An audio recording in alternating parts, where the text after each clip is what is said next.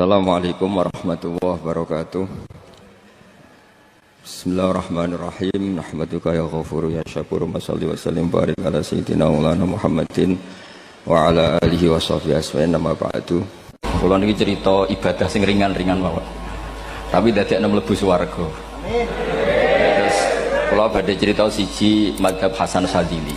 Terus Hasan Sadzili niku thariqah sing dianut Gus Wafi. Kula nggih beberapa kali dapat ijazah saking Mbah Mun, saking bapak kula.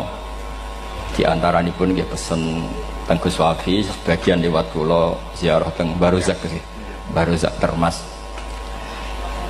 Abdul Hasan As-Sadzili nu nate pas teng dalem ditamoni pemuda. Pemuda niku ngrutu. Di kampung kami banyak maksiat, di kampung kami banyak kesalahan. Niku sepundi? Jaga Abdul Hasan As-Sadzili niku ringan. Sehingga mboten sragen. Contohnya mboten sragen. Sakjane nggih persis, tapi utama niku dereng ngeten sragen. Kok tenggen kula kathah maksiat ngeten-ngeten.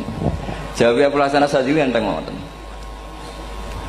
Man ahabba alla yu'sawaha fi ardi alla yu'sawahu fi ardi faqad ahabba alla tadhara maghfiratu wa alla tadhara syafaatuhu sallallahu alaihi wasallam.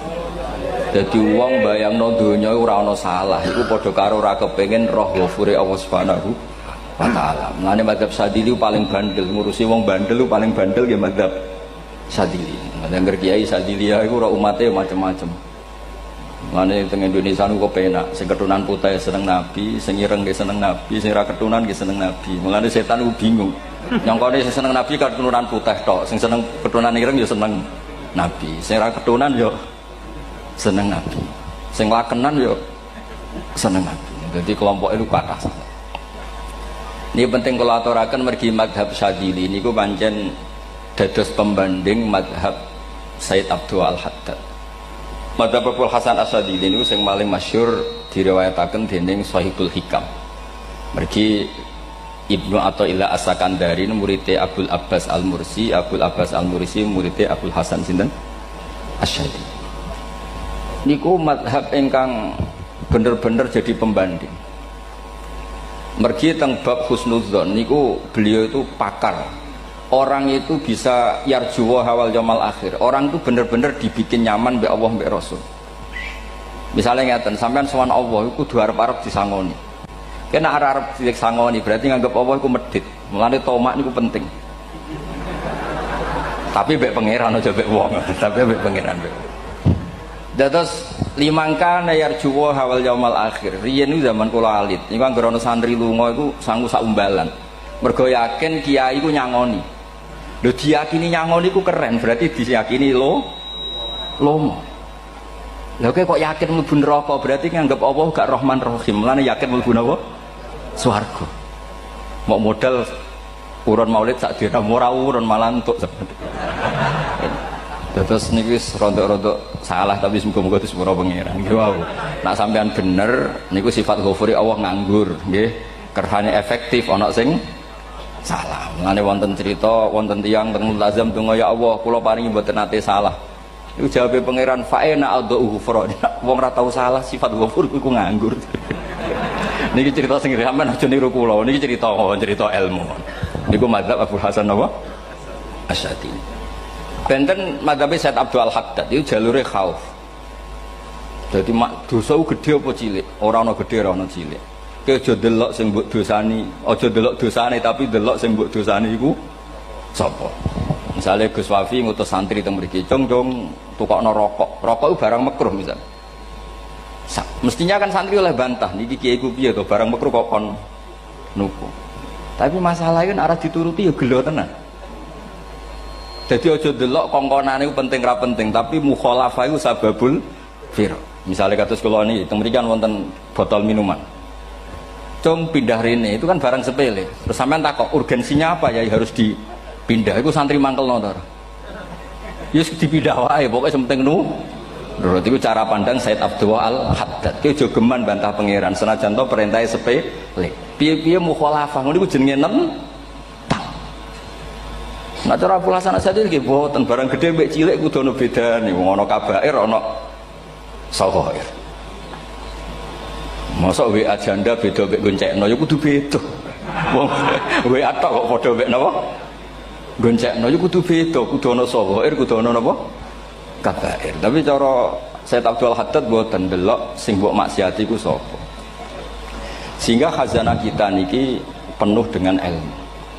Mulane wonten bab ijtihad. Ijtihad niku ruangannya luas sekali. Ya kula bolak-balik nyontokno. Kula sakniki kan jare wong akeh kiai gedhe.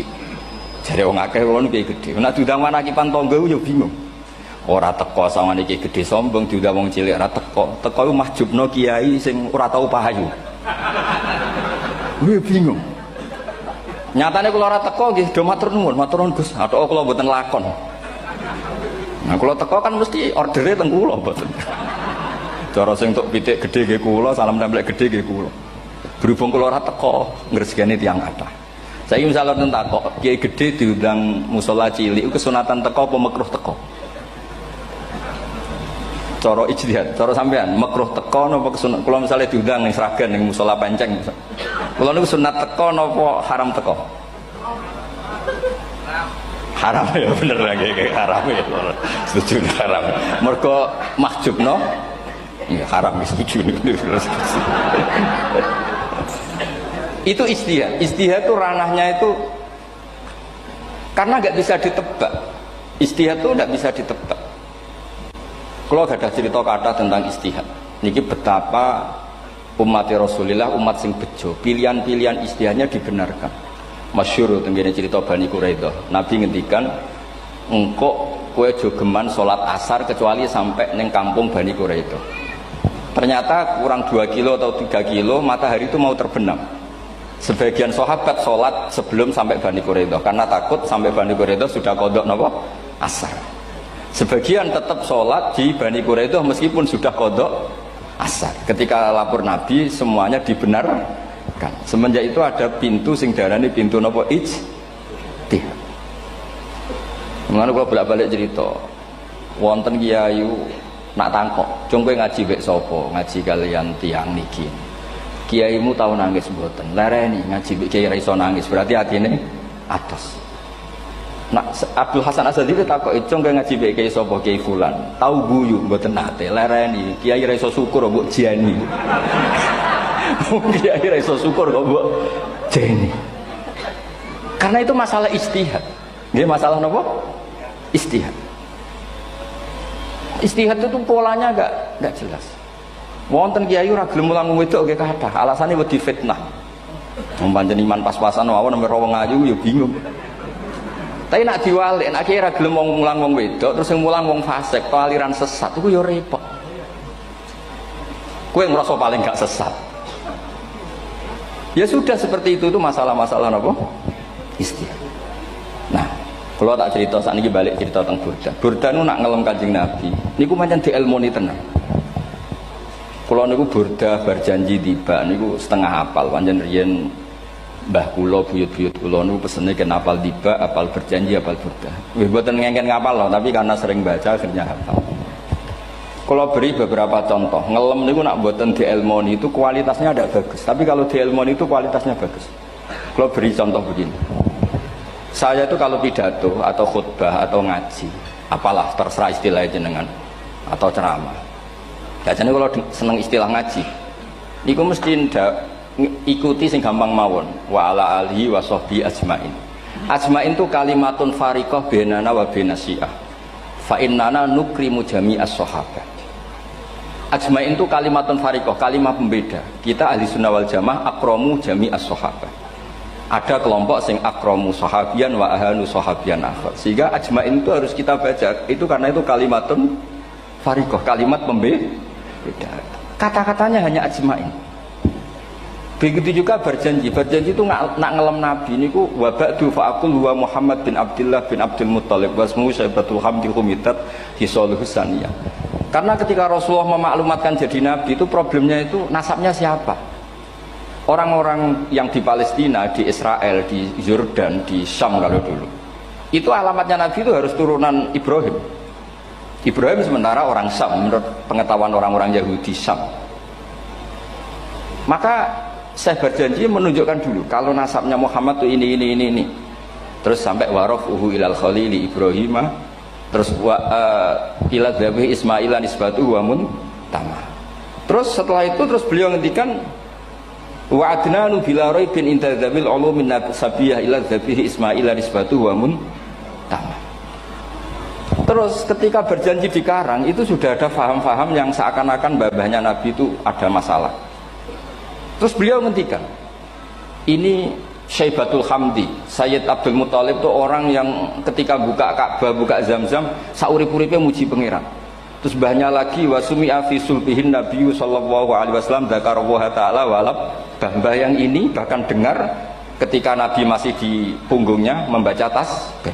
Terus sampai fa'azim bihi min ikdin ta'allaqat kawakibud durriyah wa kaifala wa sayyidul akramu sallallahu alaihi wasallam wasitatuhumun tak. Nabi itu orang suci, makanya harus lewat rahim yang suci, harus lewat bapak yang suci, mbah yang suci, sampai ila khalilir rahman Ibrahim alaihis salam. Makanya terus dinagumkan nasabun tahsibul ula bikhulau, terus tarokus sifaha falam yusibhum aruhu min adami wa ila abihi wa ummihi. Karena kabeh sonal ismihi, semuanya itu untuk menjaga asmane Nabi Muhammad sallallahu alaihi wasallam. Kemudian Burda membentuk itu dalam bentuk nazuman. Misalnya beliau ngendikan Rasulullah itu mutiara. Jadi ketika dakwah berpola ya baik, ketika tidak berpola juga baik. Beliau cara muji Nabi faddurru yasdadu husnan wa huwa muntazimun. Namanya mutiara ketika diuntai pasti sangat indah. Tapi terus-terusannya itu wale sayang kusu qadran ghairu muntazimi. Tapi namanya mutiara, mbok berserakan pun tetap indah. Jadi unik. Berarti ketika beliau uji Nabi dakwah tertib pernah. Sholat tuh harus begini, harus begini, harus begini. Beliau sholatnya tumakninah tertib. Tapi Nabi pernah sholat gak tertib. Duhur tuh 2 rakaat. Mana anak kiai rodok lalinan yo anak sana tuh. Duhur 2 rakaat. Tapi barokahnya Nabi duhur 2 rakaat diketahui cara sholat kalau salah itu gimana. Umpama Nabi sholatnya bener terus, itu akan kesulitan kita solusinya ketika ngalamin apa? Kesalahan. Makanya Nabi ngendikan ma kuntu ansa walakin unas sali as-sunnah. Itu mestinya ra tau lali, tapi didesain lali biar bisa jadi sunnah. Wonten tiyang salate suwi maca surat Baqarah. Wonten tiyang badhe njupuk wedhuse lah cara Indonesia.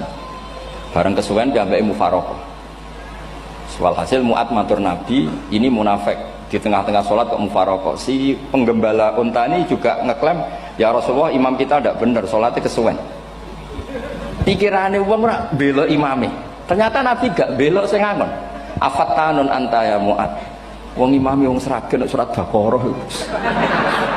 Wis pokoke kulur ae. Jadi Islam itu segampang itu, semudah itu. Sehingga wonten tiyang niku isane maca kulhu, rakaat lagi kulhu, saniyah nggih kulhu, pokoke kulhu sampai sok makmume ku mangkel. Waduh, si imam iki gak keren, mosok main apa? Kulhu. Dilaporno, ya Rasulullah ini imam yang kau tugaskan di kampung kami niku amen maca kulhu, Mam. Ditimbali be Nabi, kenapa kamu baca kulhu terus? Li annaha sifatullah, karena itu sifatnya Allah. Maka saya senang mengulang-ulang sifatnya. Terus kata Nabi, saya barusan dikasih wahyu Allah bahwa Allah mencintai kamu karena kamu mencintai surat kulhu. Nah ini jazah yang seragen ingin iku apa? Nanti maca timbang maca idza samsu kuwirat bulet nang tengah. Jajal ampun tak tes sakniki. Kiai paling pinter teng seragen kan maca idza samsu kuwirat di depan umum. Mungkin nak dhewean roh tapi nang ngarepe Habib Doa ngarepe Gus Wafi meriang nak muntir. Wah, ngoten niku kula ndek kanca niku imame level desa, bareng imami teng kecamatan salat Id. Mersiapno surat Tabarakalladzi biyadil mulk. Suwengi diapalo lah anyang ambek hafid. Niku nyatane ya malah klirune fatal, malah lali ra maca Fatihah. Saking semangate ben ketok imam keren maca surat napa? Tabar. Jadi yo ribet. Terus kula suwun seneng Nabi niku kados senenge para ulama. Niku nak nyipati Nabi niku gampang. Kula niki beto kitab Saraipun Burdah kalian Saraipun Barjanji. Niku kalau ngelem Nabi niku sederhana, tapi itu yang mengena. Bisa ulang lagi niku sing mengena. Misalnya dawe Imam sing aran Risalah Qusyariyah. Tegene Bukhari ini cerita Bukhari. Nanti semua nabi ketika di akhirat tuh nafsi. Jadi roh prahara kiamat itu mun gak dinyali mau muni nafsi. Nabi ini cek kober ngendikan ummati umat. Ketika semua nabi ku pelo wis ra iso muji pangeran, Nabi Muhammad di depan Allah tesih saged muji. Fa ahmaduhu bima hamida allamani rabbi. Ketika nabi lain sudah tidak punya nyali bilang alhamdulillah, Rasulullah masih punya nyali bilang alhamdulillah. Sehingga fa Muhammadun ahmadu min ghairi. Hampir semua ulama ngendikan ahmadu yang Muhammad itu afal tafdil. Fa Muhammadun ahmadu min ghairi. Ketika nabi lain sudah tidak bisa atau tidak punya nyali memuji Allah, Nabi Muhammad masih berani memuji Allah ketika mahsyar. Karena logikanya begini, kira-kira pikirannya nabi-nabi itu kiamat, berarti amal harus ditutup lah, buku harus tutup. Tapi pikirannya Nabi Muhammad boten ngoten. Allah itu tidak diganggu oleh apapun, tidak kena atau tunduk sama konstitusi apapun. Sampean ra iso ketemu Allah nih pun akhirat, jangan pun boleh macam-macam nih, mau tutup buku boten saged. Rahmatnya Allah tidak bisa dibatasi oleh akhirat. Saya ulang lagi, rahmatnya Allah tidak bisa dibatasi oleh akhirat. Makanya Nabi tetap berani mengajukan syafaat meskipun sudah finish, sudah akhirat tak sudah finish. Sehingga Nabi muji-muji Allah, akhirnya Allah ngendikan ya Muhammad irfa' ra'sak wasal tu'tah wasfa'tu syafa'. Sudah Muhammad, kamu minta apa tak kasih. Saatnya beliau minta hak napa? Syafaat, disebut maqamam mahmud. Lan ini kula waos kitab kersane orisinil niki betapa sayangi Rasulullah sallallahu alaihi wasallam teng kita. Ketika nabi lain tidak punya nyali kecuali mikir dirinya sendiri, jadi ku punya ngendikan nafsi-nafsi, Nabi Muhammad masih gak ada nyali ngendikan apa ummati umat.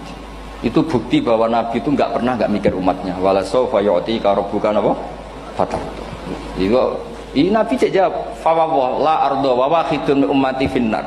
Kalau engkau memberi saya sampai saya puas, maka saya tidak puas dan satu dari umatku masih menjadi ahli neraka. Ini kalau waos nak sampean orang nangis kebablas. Ini cerita betapa Rasulullah Shallallahu Alaihi Wasallam. Niki jarang tiang maos niki kalau waos kersane tambah mahabbat Rasulullah Shallallahu Alaihi Wasallam. Dados niki kalau cerita ketika Rasulullah ketemu pangeran teng Sidratil Muntaha, niku diredaksekno burdah, nggih diredaksekno burdah, fahusta kulla fakharin ghaira mustarakin. Engkau mendapat kehormatan yang tidak tersaingi. Fahusta kulla fakharin ghaira mustarakin. Jadi engkau mendapat kehormatan yang tidak akan tersaingi. Wajusta kulla maqamin ghaira mustahami. Atau wahusta kulla maqamin ghaira mustahami. Dan engkau mendapat satu derajat yang enggak mungkin tersaingi. Mustaham itu enggak tersaingi lah. Walhasil ternyata derajat itu apa? Gini ku ketika Rasulullah ketemu Allah Ta'ala teng Sidratil Muntaha, niku Sayyidah Aisyah radhiyallahu anha tangklet, ya Rasulullah, malladzi auha ilaika rabbuk idz qala fa auha ila abdihi ma auha. Qala ya Aisyah aturidina anta alami ma la ya'lamuhu Jibril wala Mikail wala nabiyyun mursalun wala malakun muqarrabun.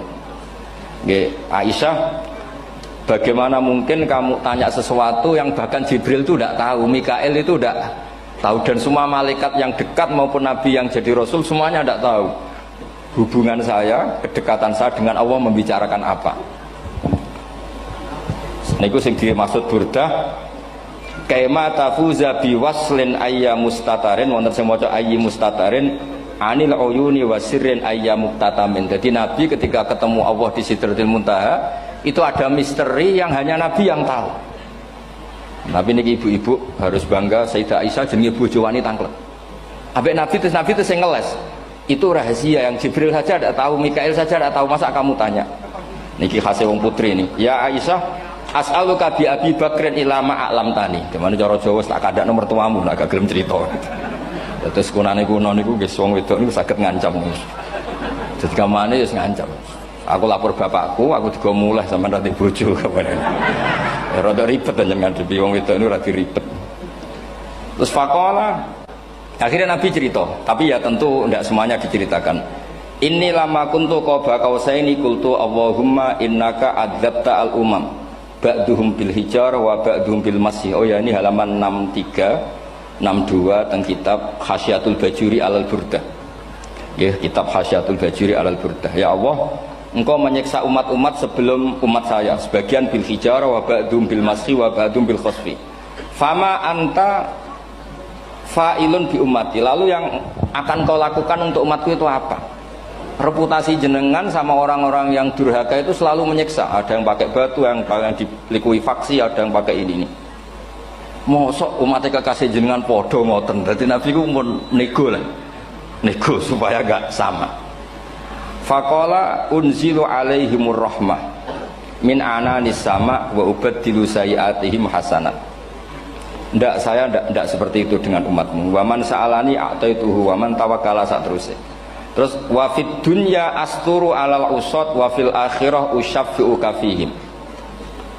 Orang-orang yang masih maksiat di dunia tak kasih hak tobat, dan nanti di akhirat tak kasih hak syafaat. Engkau tak kasih hak syafaat. Mulane ini penting di ngertosi bilih ukuran Nabi baik itu gampang nak sampean ngaji ngangge ilmu. Syafaati li ahlil kabair min ummati. Sok syafaatku kanggo ngomong sing salah akeh. Wong Nabi ku ra melok dosa kok mikir nyafaati. Nak rapi apike wong ra mungkin. Wong sing dosa iku sampean, sing salah sampean, sing mikir solusine Kanjeng. Nah, belum wong kok apikane ngono iku gak mungkin ta mungkin. Wong sing salah ku sampean, sing diutang yang sampean, sing kasus sampean, sing mikir Kanjeng. Nah, itu cara ulama ngelem Kanjeng Nabi. Mulane khodam tuhu bimadihin astaqilu bihi dzunuba umri madha fi syi'ri wal khodami. Dadi aku ngelem Nabi iku sebagai bentuk ngelem sing ndadekno dosaku ben disepuro pangeran. Misalnya kita suka Alphard, muji Alphard, suka Innova, muji Innova, suka kebun, muji kebun. Sing ribet tuh nak suka hewan, seneng kucing nggak ngelem kucing. Lu bareng ngelem Kanjeng Nabi kok ora iso. Lane jare Burdah, aku iku ngelem apa tau iso, mosok aku ora tau ngelem Kanjeng Nabi. Makanya terus beliau hidupnya, kemampuan syairnya didedikasikan hanya nggo ngelem Kanjeng Nabi Muhammad sallallahu alaihi wasallam. Makanya terus ngendikan wa huli kholasi khaira multazim. Saya dedikasikan kecerdasan saya untuk ngelem Kanjeng dan Nabi, dan itu solusi terbaik. Lalu nak ngelem Kanjeng Nabi kadang kebablasan, sampai dikritik banyak ulama karena kebablasan. Gini masyhur beliau ngendikan wala yadi ka rasulullah jahu kabi idal karimu tajalla bismi muntaqimi. Wonten naskah sing tahalla duka wau teng mriki diwaos napa tahalla napa tajalla tahalla ya. Wonten naskah tahalla wonten tajalla artosipun ngeten. Ya Allah, nabimu ini engkau gelari nabi yang ar-raufur rahim, sebagaimana yang sering disebut Habib Ali Al-Habsyi.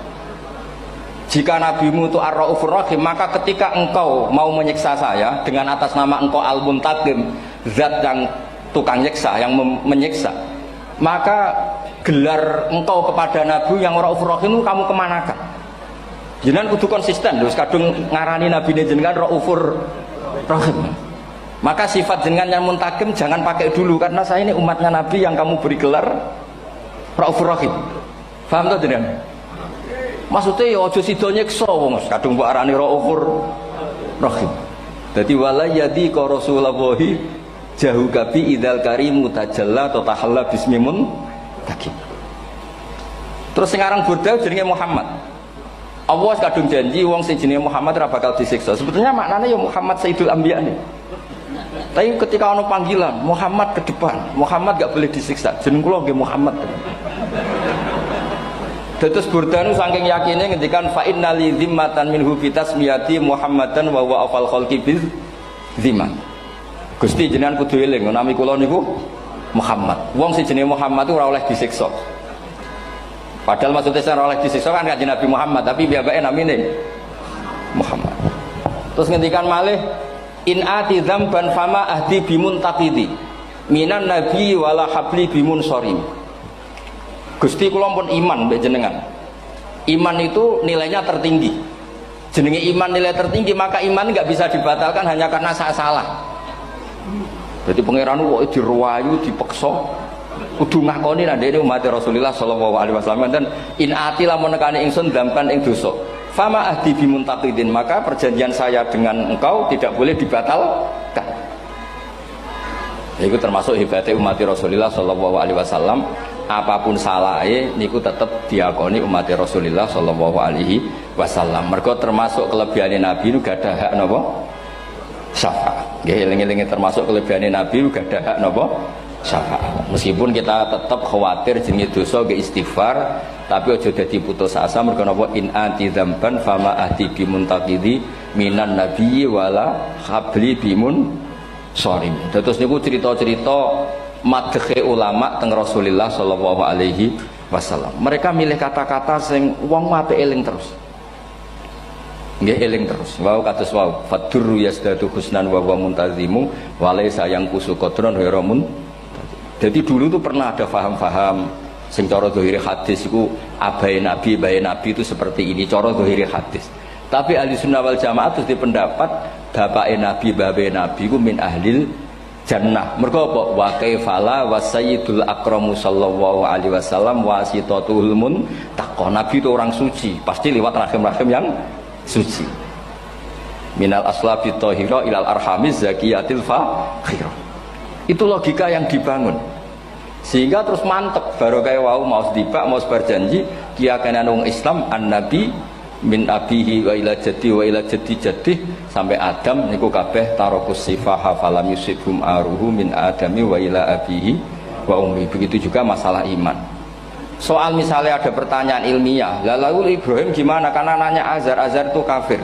Zaman ada Nur Rasulullah sallallahu alaihi wasallam Azar belum kafir. Setelah intikal ke Ibrahim baru Azar kafir. Atau ada yang menjawab istilah abun di situ itu majaz. Sebetulnya Azar bukan bapak kandung tapi apa?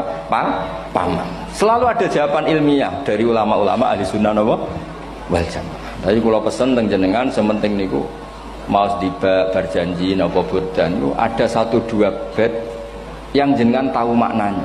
Sehingga nanti kualitas mahabbah kita, kualitas kecintaan kita pada Rasulullah sallallahu alaihi wasallam niku tambah. Misalnya ngeten kula kan nekuni tafsir ya. Ada ayat rubama yawaddul ladzina kafaru law kanu muslimin. Niku hampir semua fasir konsensus sepakat jeng ben nek wong Islam mlebu neraka. Niku sampean kudu ndonga, nek mlebu neraka muga-muga jejer wong kafir sing kecangkeman. Niku dinyek. Ah jarene iman nekani mau oleh jutene neraka padha wae aku. Apa meneh misalnya sampean hafal Quran jejer wong sing hafal jare kapit kok ora mlebu napa neraka. Kudu ana sing ngenyek. Mergo Allah nu tersinggung sak wis ana wong sing napa ngenyek. Akhirnya Allah tersinggung. Niku sing diceritakno tiba. Wa izzati wa jalali la ja'altu man akhlasa li bisyahadati kaman kadzdzaba bi. Adkhiluhumul jannata bi rahmati. Ora iso wong dekne tauhid apapun salahe wong dekne ndek tauhid ora ngarah dadi ahli neraka selawase kaya wong kafir. La ja'altu ora bakal gawe sapa ingsun man akhlasa li bisyahadah orang yang tauhidnya benar kamang kadzdzaba bi sebagaimana orang yang tidak bertauhid sama saya. Adkhiluhumul jannata bi rahmati. Padahal Allah dilapuri malaikat, malaikatnya kira diprovokatif. Malaikatnya lapure wajadnahum asrafu ala anfusihim wajadna amalahum minadzunubi ka amsalil jibal. Jare pangeran wis timbang seputi Gusti, manane salah tok. Reputasine salah tok. Ghairu annahum yasyaduna alla ilaha illallah wa anna muhammadar.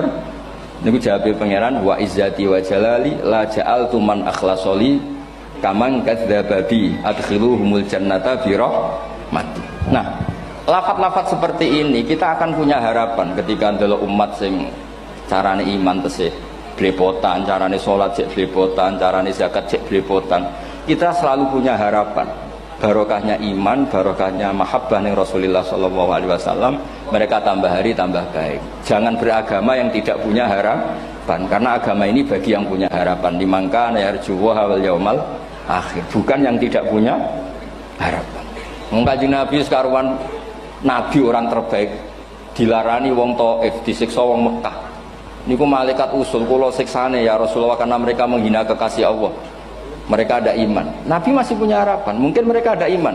Tapi asallah ayyukhrija bal arju ayyukhrijawah min aslabihim may ya'budu wa la yusyriku bihi syai'an. Bapak orang iman, aku cek di harapan anak putune iman. Dan sedekah Rasulullah sallallahu alaihi wasallam. Saniki kata bapak era poso, anaknya melok TPQ, bareng poso juk gendong, akhirnya bapak izin melok poso.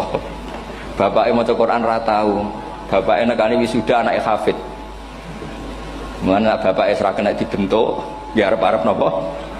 Anake. Nah anake ora kena dibentuk ya arep-arep putune nganti Imam Mahdi turun ngoten mawon. Pokoke agama niki limangka na yarjuha wal yaumal akhir. Terus kula suwun sak napa madzhab Abdul Hasan Asyadzali. Nggih pancen madzhab niku kathah, tapi kula suwun agama teng zaman akhir dawuh Mbah Mun kudu kathah rojae. Nggih mergi walladzina amanu asyaddu hubbal lillah. Dawuh Imam Ghazali ar-roja yuqaddam alal khauf. Mergo roja dadekno mahabbah. Orang yang punya harapan itu lebih mudah mahabbah. Dan hubungan kita dengan Allah itu hubungan mahabbah. Ini ku walladzina amanu asyaddu hubbal lillah. Saman roh anake nawakal kok hubungane putus asa, mesti maksudno. Tapi nek hubungane iso wae saiki nakal sok ben gak. Iso wae saiki goblok sok ben gak. Senajan to sok ben ra terbukti lah, penting hidup itu ada harapan. Guys, penting hidup itu napa? Ada harapan. Kata ulama ngendikan afdhalul ibadah intizarul farad. Apa-apa ibadah selalu punya napa? Harapan. Terus Indonesia yang seperti ini kita berharap akan lebih baik, akan lebih baik. Wong cilik kula niku sing jilbaban mau keluarga ketok. Sakniki kathah tiyang napa? Jilbaban. Cilik kula tiyang salat di masjid nggih mboten serame sekarang. Sampeyan ra iso grutu, tapi salat tok tapi atine ngene-ngene. Wah ya ribet nak ngoten sampeyan nyoal ideal nggih ribet. Pira-pira gelem napa? Pira-pira purun napa? Salat purun teng masjid. Sampeyan ndak usah memaksa ideal, wong kita ndak pernah napa? Ideal. Terus kula suwun cerita-cerita teng tiba teng berjanji bahwa Nabi sahibus syafa'ah. Nabi nu tiyang sing peduline napa ummati. Jadi ketika Nabi lain mboten gadah nyali ngadepi hisab. Nggih niku do muni nafsi-nafsi, Nabi tesih gadah nyali mikir umate ngendikan mati. Carane apa? Muji pangeran bimahamida allamani ha rabbi. Lane dawuh iki teng ulama-ulama dawuh fa Muhammadun ahmadu min ghairi. Makanya summiya Muhammadan mergo li annahu satu wasammihi idza wada'atihi Muhammadan li annahu satu madun apa?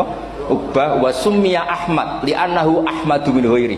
Niku hampir semua ulama ngendikan ketika teng mahsyar semuanya Nabi gak punya nyali untuk matur minta sama Allah.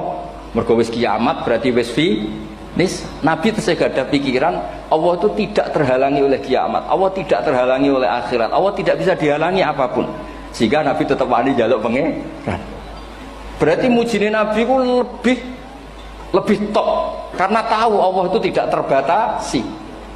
Nah karena Allah tidak terbatasi, podo-podo Allah wapian, wis tak jaluk kanggo umatku sing mati alat tauhid. Berhubung Nabi ngoten terus Allah ngendikan ya Muhammad irfa ra'sak napa wasal tu'tah wasfa tusaffa. Muhammad kepala kamu angkat, kamu minta apa saya turutin. Terus Nabi minta hak napa syafaat. Seseorang bertobat. Dulu umatnya Nabi Musa ada yang menyembah anak sapi, ijel itu, harus tobat. Itu tobatnya ekstrim betul. Kalau tobat sekarang kan cukup istighfar sama istighosah. Kalau dulu enggak, liyak tulal bari umingkum al mujrima, yang terbebas dari dosa menyembah anak sapi, membunuh yang terlibat atau pernah menyembah anak sapi. Makanya ayatnya apa? Fatubu ila bari'ikum faqtulu anfusakum. Ya, jadi orang-orang yang pernah menyembah anak sapi itu tobatnya apa? Faktulu anfusakum. Sebab itu semua ulama berkewajiban menerangkan nasa mansuh. Sampai Sayyidina Ali suatu saat ada mubalek atau ustadz itu ngajar di masjid, ditanya, kamu tahu nasa mansuh enggak? Enggak tahu. Terus kata Sayyidina Ali, berhenti jadi mubalek, lisensinya dicopot. Dicopot, kemudian halakta wa ahlakta, kamu rusak juga merusak. Kenapa demikian? Logikanya begini, semua nabi itu kan panutan. Saya ulang lagi ya, semua nabi itu panutan. Tapi kalau kamu tidak tahu nasaman, so jangan-jangan kamu ikut nabi sebelum kamu, yang nasahnya itu syariatnya sudah apa? Mansukhoh, sudah di nasah. Itu kayak kasus Sunda Wiwitan ini. Itu gak mau punya Nabi Muhammad karena kurang keren, kurang sepuh. Nabinya langsung Nabi Adam. Resikonya adalah beberapa aliran sesat itu, aliran yang kurang benar itu, zaman Nabi Adam kawinan otomatis sama saudaranya. Lalu masa sekarang kita membolehkan kawin sama apa? Kalau sama Nabi Adam mau tidak mau. Karena yang cowoknya ya bin Adam, putrinya binti Adam. Lalu Allah bikin satu sunnah yang suami istri itu harus beda, yaitu satu kandungan itu melahirkan satu pasang. Dan mulai dulu memang pasangannya orang jelek itu orang cantik. Makanya agak sial itu yang perempuan-perempuan itu. Memang mulai dulu gitu. Kalau cantik itu kesunatannya dapat jelek. Ya. Nanti sama-sama masuk surga. Karena yang cowoknya ibadahnya syukur, yang ceweknya sabar. Ya. Itu nanti sama-sama. Nah kebetulan si Qabil itu ganteng sekali Qabil. Berpasangan dengan Labuda itu jelek gembrot, pokoknya tidak cantik. Enggak lah, kebalik. Qabil itu berpasangan sama Iklimah. Jadi Qabil ganteng, punya adik kandung namanya Iklimah itu cantik sekali. Yang Habil itu rapati apa? Berarti yang Habil apa? Ya dapati ganteng, berbarengan dengan Labuda juga dapati cantik. Nah karena tadi ya berarti Qabil bareng siapa? Iklimah, Habil, Labuda. Maka untuk kawin ini nggak boleh satu kandungan. Jadi dulu karena nggak ada perbedaan ibu bapak, mau tidak mau beda. Yang penting beda. Yaitu akhirnya apa? Qabil dapat Labuda, yang Habil dapat Iklimah karena beda kandungan. Itu sudah cukup. Nah, akhirnya kan nggak terima si Qabil. Masa orang ganteng dapat orang jelek. Jadi mulai dulu itu maunya orang ganteng ya dapat orang cantik, nggak terima. Tapi Allah ngatur seperti itu. Akhirnya terjadi percekcokan. Nah, dulu itu semuanya itu religius, sehingga ukuran percekcokannya masih religi, yaitu ya gini saja, kita ngadakan kurban, yang diterima itu yang menang. Ya ternyata dalam kompetisi itu yang menang siapa? Habil. Akhirnya Habil jadi menikahi siapa? Iklimah. Kalau sekarang kompetisinya kan siapa paling kaya ya menang, lebih gampang. Nah kemudian bayangkan misalnya, ya saya ini menerangkan asa mansuh. Kita semua sering ngomong, sering berkoar-koar, sering menyarankan atau mewajibkan para nabi itu panutan dalam semua perilakunya. Ternyata ada beberapa perilaku yang sudah dinasah atau dihapus ketentuannya oleh syariatnya Rasulullah Shallallahu Alaihi Wasallam. Maka mengenali nasah mansuh itu keharusan dalam ulumul Quran. Ya, makanya Allah mengatakan apa? Manansah min ayatin aw nunsiha pasti na'ti bi khairim minha aw misli. Jadi saya nerangkan nasah mansuh itu dua sesi. Satu sesi antar nabi, dua di internal syariatnya apa? Sekali saja hari ini tok, sudah setelah itu anggap pinter sudah. Kalau sudah jangan tanya lagi. Nah, ada beberapa lagi syariat yang masalah metode. Dulu Nabi Nuh itu dibolehkan oleh Allah saking mangkelnya sama orang kafir. Saya ulang lagi, orang kafir itu kan biadab sekali, nempat buminya Allah, makan rezekinya Allah, kemudian mengkafirkan Allah. Pikirannya Nabi Nuh, orang biadab gini nggak layak hidup, itu pikirannya Nabi Nuh. Kalau dia pakai militer, tidak punya militer, ya pakai langit akhirnya.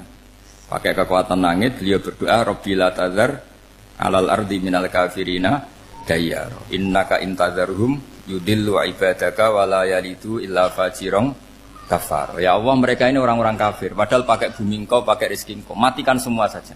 Jangan sisakan satupun.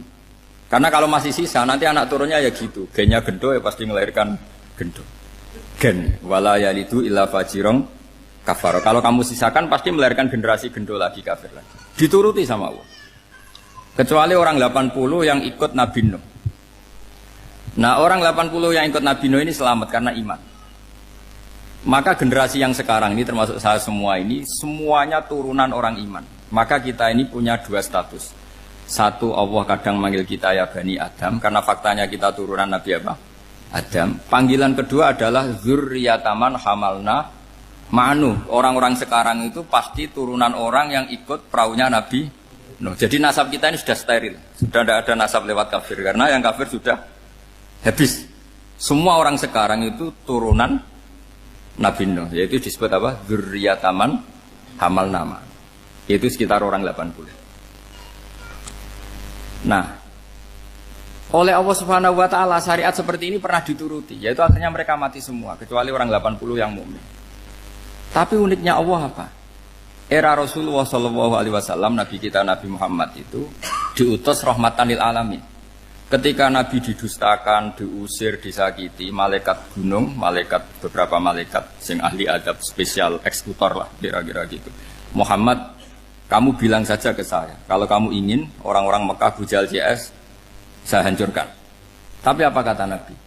Saya berharap kalau mereka belum iman, anak cucunya iman. Karena bagaimanapun sperma ya atau calon bayi atau calon keturunan itu kan ada fi aslabir rijal atau fi zuhurir rijal. Jadi kalau dalam ilmu agama itu gen manusia itu disimpan di zuhurir rijal di punggung lelaki. Nanti dipindah ke arhamin nisa. Logikanya gini.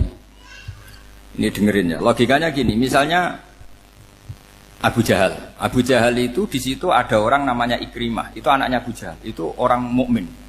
Akhirnya ya jadi orang alim. Abu Lahab itu di rahimnya di punggungnya ada perempuan namanya Darrah. Akhirnya juga orang mukminah. Saya berikan contoh. Khalid bin Walid itu anaknya Walid. Walid itu musuh besarnya Rasulullah. Tapi di punggungnya ada orang bernama Khalid. Ini dengerin. Nah di punggung ini kira-kira Allah sudah tahu apa belum? Jawabannya sudah tahu.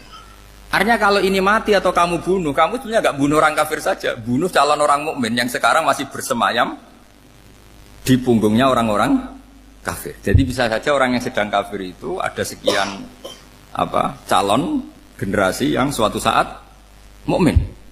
Itu syariat yang diajarkan ke Rasulullah SAW. Karena kasofnya Nabi, kasof itu satu kondisi di mana seorang Nabi itu dipertontonkan sesuatu yang nggak kelihatan. Itu dalam bahasa Arab kasof atau mukasyafa. Nabi dipertontonkan ternyata banyak orang kafir yang di punggungnya itu ada calon generasi mukmin atau muslim. Akhirnya Nabi nggak berani. Jangan bunuh. Mungkin bapaknya ada iman tapi anaknya iman. Betul, Abu Jahal punya anak Ikrimah, Abu Lahab punya anak Darrah, Walid punya anak siapa?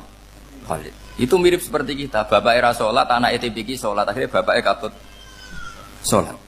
Banyak nggak di Indonesia, bapaknya tidak bisa baca Quran, anaknya hafid. Nah, itu kalau bapaknya kamu habis, tidak ada yang meselin. Makanya biarkan hidup saja.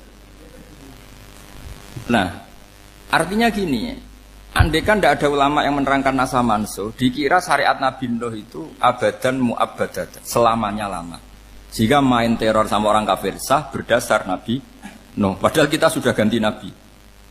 Yaitu syariatnya Rasulullah SAW masyhur itu ketika Nabi ngendikan, saya tidak minta mereka dihukum, tapi ya Allah saya minta Allah mahdi qaumi fa innahum la ya'lamun. Mereka kafir itu karena tidak tahu. Sehingga ada periode.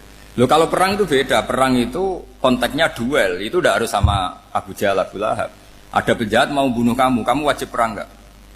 Wajib. Penjahatnya meskipun muslim apa harus kafir?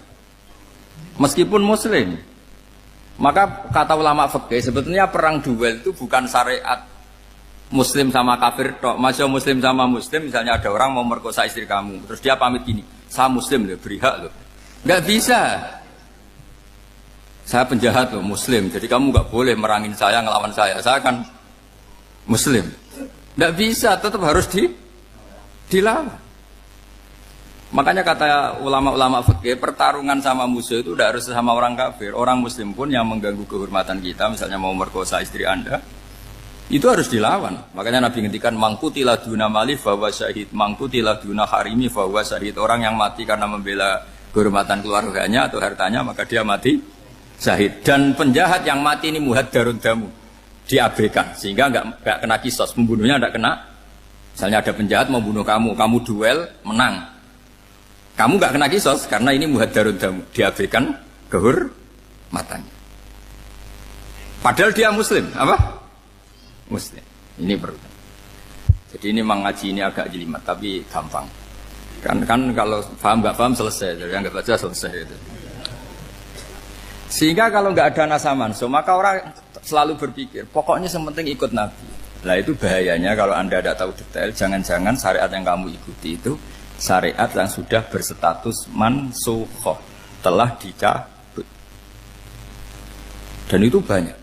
Makanya kata Sayyidina Ali ketika ada orang ngajar gak tahu nasa mansuh, halakta wa ahlakta, kamu rusak dan merusak orang lain. Seperti tadi pernah ada kawin itu satu turunan, yaitu era Nabi Adam. Masa kita sekarang kawin sama satu turunan, kan nggak mungkin. Ya kan, pernah ada membumi hanguskan orang kafir, yaitu syariatnya Nabi Nuh. Itu dihapus oleh syariatnya Nabi Ibrahim dulu. Yaitu Nabi Ibrahim menghentikan apa? Faman tabi'ani fa innahu minni wa man asani fa innaka ghafurur rahim. Ya, kalau orang ikut saya ya Allah ya pasti golongan saya. Kalau yang masih maksiat, masih balelo, saya berharap engkau ampuni. Akhirnya banyak orang kafir tobat. Coba era Rasulullah itu semua orang kafir Mekah itu kafir. Nabi belum wafat. Itu sudah ada 114.000 mukmin semua. Jadi Nabi menangi mayoritas orang menjadi mukmin dari mayoritas kafir. Yaitu disebut wara'aitan nasa yadkhuluna fi dinillahi afwaja. Andai kan Nabi Muhammad pakai syariatnya Nabi Nuh, bisa enggak mengislamkan orang sebanyak itu? Enggak bisa kan? Maka ini penting mengenali nasab mansur. Jadi periode cara wong Jawa maksud no tuntas. Robila tadar itu, pasot tuntas itu, menghabisi itu habis di periode Nabi siapa? Nuh. Syariat itu sudah enggak dipakai lagi. Yang dipakai apa? Faman tabi'ani fa innahu minni wa man asani fa innaka ghafurur rahim. Lah Nabi Muhammad ini nabi yang kena khitab anit tabi' millata Ibrahim hanifah. Jadi masternya Nabi Muhammad itu mentornya Nabi Ibrahim. Sehingga syariatnya ya faman tabi'ani fa innahu minni wa man asani fa innaka ghafurur rahim. Tidak syariat rabbila tadzar alal ardi minal kafirina daya. Jelas ya. Jadi mengenali nasa mansuh itu penting sekali karena kalau enggak Anda halakta wa ahlakta, kamu merusak diri kamu sendiri juga merusak orang lain karena menfatwakan hukum yang sebetulnya sudah berstatus mansukh hanya berdasar itu kan syariatnya nabi-nabi dulu. Syariat yang apa? Syariat yang enggak pernah terhapus hanya satu, usuluddin, yaitu tauhid, itu sama. Tapi kalau syariat itu beda-beda atau furu'iyah itu beda-beda. Yaitu tadi saya beri contoh era Nabi dulu kalau ada pakaian najis dipotong, dibuang. Era Nabi Muhammad dicuci. Orang kafir dihabisi oleh langit. Era Nabi Muhammad nggak boleh, bahkan didoakan Allahumma hdi qaumi fa innahum la ya'lamun. Di Qur'annya apa? Wa in ahadum minal musyrikin astajaraka fa'jirhu hatta yasma'a kalam Allah summa ablihu makmana. Jadi kalau ada orang kafir nggak boleh main dihabisin, mereka beri peluang untuk mengkaji kitab Allah hatta yasma'a kalam Allah. Kalau mereka sudah berpeluang ngaji harus summa ablihu makmana, harus dijamin keamanan. Ya karena apa? Dzalika bi annahum qaumul la ya'lamun. Bagaimanapun mereka memang karena tidak tahu. Nah kenapa tidak tahu? Enggak. Karena tadi mereka tertutup oleh kultur yang beratus-ratus tahun. Mbah-mbahnya mereka menyembah batu, menyembah berhala. Ya tahunya itu ya Tuhan.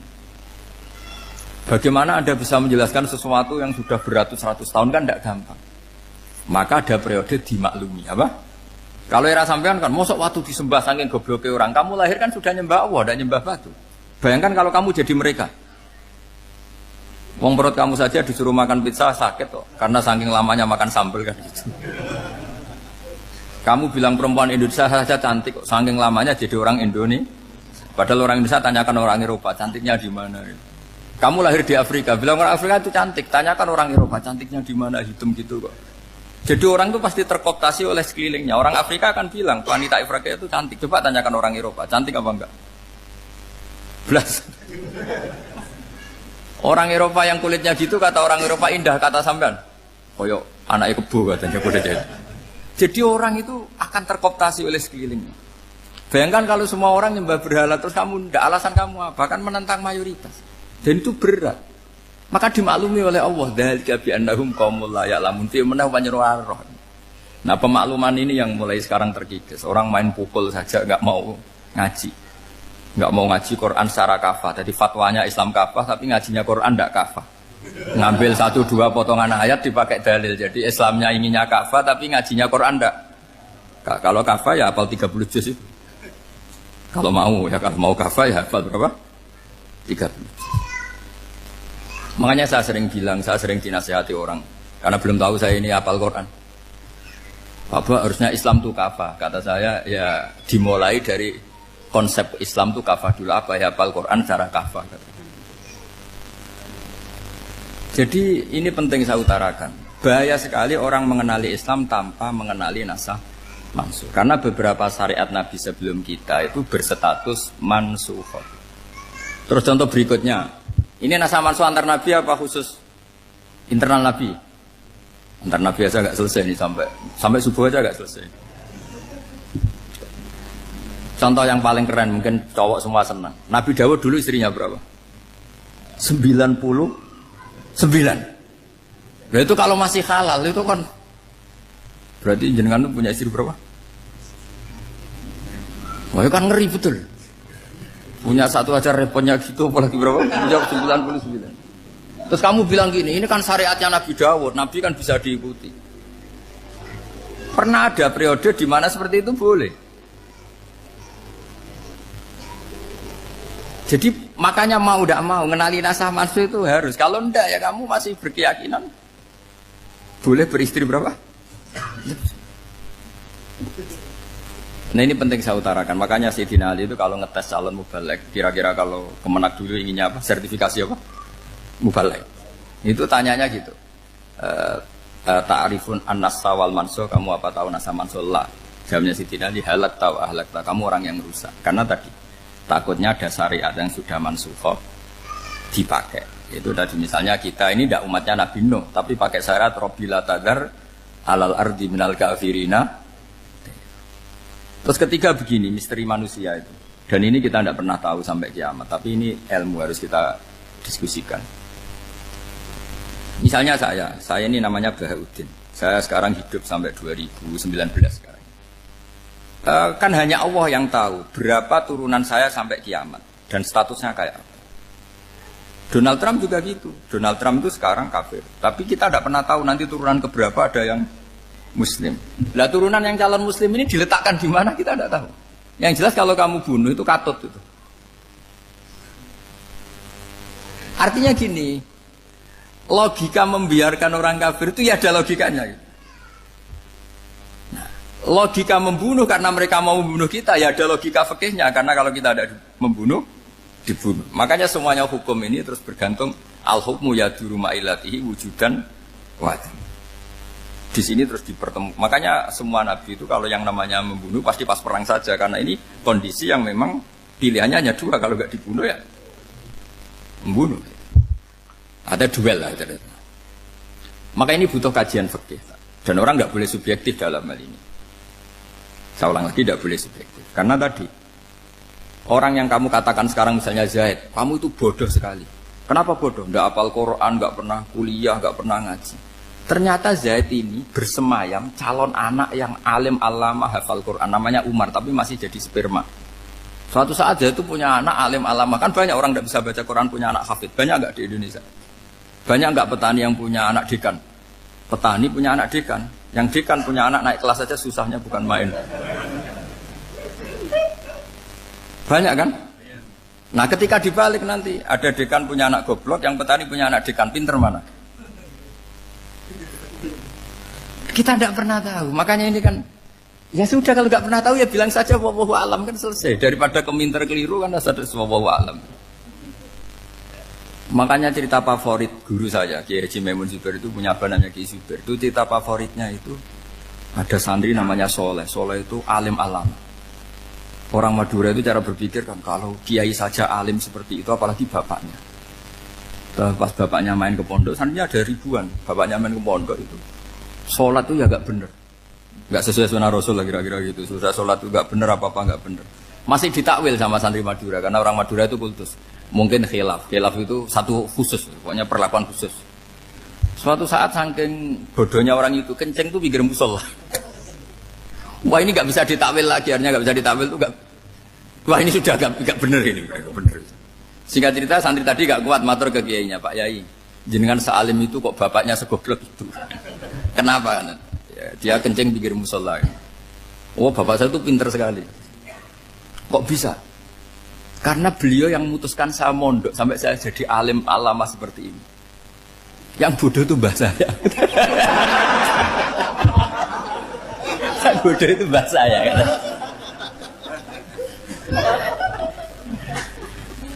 Artinya gini, sekarang misalnya Anda dekan, atau Anda rektor, atau Anda profesor, atau Anda kiai top, mubalek kondang. Anda mubalek kondang terus punya anak, gobloknya bukan main. Atau apalagi anaknya ketangkep KPK. Yang satu anaknya orang bodoh jadi dekan. Kalau kompetisi ini pinter mana coba? Ada ahli metodologi, tapi anaknya itu terlibat narkoba. Yang ini petani utun, anaknya dekan. Kira-kira kalau dikompetisikan pinter mana? Anaknya pinter petani tadi gitu. Yang ketika petani kamu vonis bodoh gitu. Tapi siapa tahu kalau ini menyimpan calon. Paham ya? Kita tidak pernah tahu. Makanya Quran selalu ngajari dalam ilmu sosial itu wa in adri la'allahu fitnatul lakum wa mata'un ila. Dalam ilmu sosial itu kita harus jawab tidak tahu. Karena mudah. Makanya saya tadi pagi ngaji di direktorat saya bilang, saya pernah diprotes orang, Gus kamu udah jelas 01 atau 02. Ya saya jawab gitu. Manusia itu makhluk yang paling gak jelas gitu. Sekarang soleh suatu saat bisa saja gak soleh. Yang sedang gak soleh suatu saat soleh. Sesuatu yang mungkin rubah kok kamu fanatik itu gimana? Nalarnya itu gimana? Coba kita tahu dulu Wahsy itu pembunuh Hamzah, akhirnya mati mukmin ya enggak? Padahal orang yang sangat dibenci Rasulullah karena membunuh Sayyid siapa? Hamzah. Sa'labah yang tukang itikaf di masjid akhirnya su'ul Fatimah. Kita enggak pernah. Lah kalau enggak pernah tahu ya enggak usah terlalu fanatik biasa saja. Kayak jenengan seneng saya itu ya saya enggak tahu sampai kapan ya. Saya seneng sampean sampai kapan ya enggak tahu. Kayak suami istri. Pas nikah harmonis bulan madu sampai kapan berarti. Yang jelas paling awet itu pasangan jelek itu pasti nggak awet. Makanya jadi guyonan. Pasangan itu jangan baik-baik gak awet. Kalau jelek itu awet. Ternyata maksudnya cantik sama ganteng. Itu suatu saat pasti jadi jelek. Yang jelek sama jelek pasti jelek terus. Makanya jadi guyonan. Kalau pasangan jelek itu awet katanya. Tapi kalau pasangan baik, ternyata baik wajahnya itu pasti gak awet. Suatu saat pasti jelek, tapi yang jelek awet, karena mulai dulu ya jelek sampai gitu.